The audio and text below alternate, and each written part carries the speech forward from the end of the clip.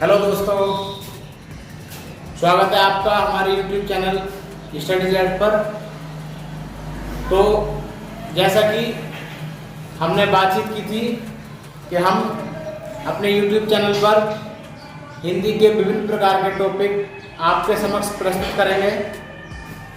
तो आज हम हिंदी वर्णमाला के अंतर्गत वर्णों का उच्चारण, स्थान तथा उसके प्रकार पर बातचीत करेंगे। तो वर्णों में सबसे पहले हम व्यंजन वर्णों की बात करेंगे। देखिए, जब भी हम वर्णों को बोलते हैं तो हमारे मुंह से जब हम ध्वनि बाहर को निकालते हैं, अंदर से बाहर को ध्वनि निकालते हैं, तो वो कहीं ना कहीं मुंह के किसी न किसी हिस्से को छूकर आती है। अर्थात व्यंजन वाले वर्णों में क्या होता है कि जो हम वर्ण बोलते हैं, चाहे कोई सा भी इनमें से वर्ड देख लीजिए, जो भी बोलते हैं वो आवाज गति से एकदम से नहीं आते, वो कहीं ना कहीं किसी न किसी गले के किसी न किसी अंग को टच कर आती है, अर्थात छूकर आती है। तो हम आज वर्णों में आपको बताएंगे कि कौन कौन से वर्ण किस किस अंग से कहां से निकलते हैं। सबसे पहले हम बात करते हैं व्यंजन में कै वर्ग की। तो कै वर्ग के अंतर्गत कै, ख, ग, घ, ये जो है हमारे कंठ से निकलते हैं वर्ण। उसके बाद बात करते हैं चै वर्ग की। चै, छ, ज, झ, अन, ये तालु, हमारे मुख के अंदर जो तालु होता है, वहां से इन वर्णों की शुरुआत होती है। उसके बाद है टै वर्ग। टै वर्ग के जितने भी वर्ण हैं ये हमारे मूर्धा से प्रस्तुत होते हैं, ये निकलते हैं। उसके बाद तै वर्ग की बात करते हैं।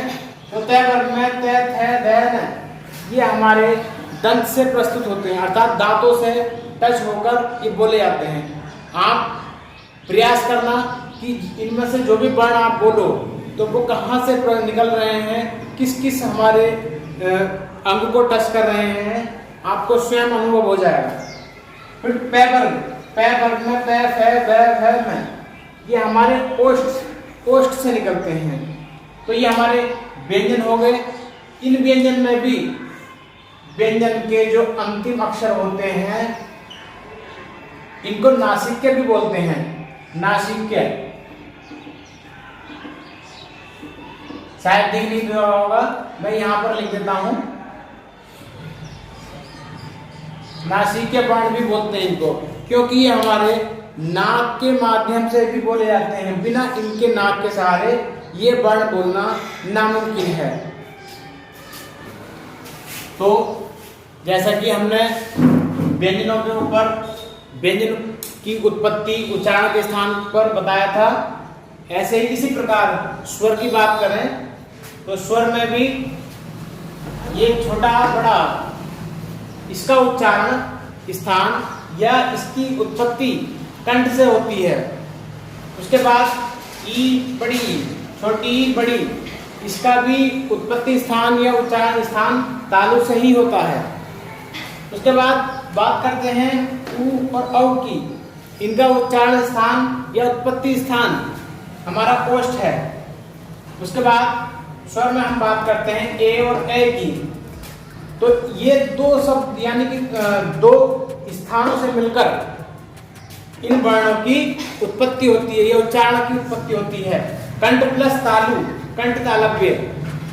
उसके बाद बात करें हम ओ और औ की। तो ये भी दो ही स्थानों से मिलकर इसकी उत्पत्ति होती है, यानी कि इनका जो उच्चारण स्थान है वो कंठोष से है, इसको कंठोष भी बोल देते हैं। ये दोनों ही वर्ण जो हैं दो स्थानों से मिलकर बोले जाते हैं या इनकी उत्पत्ति होती है।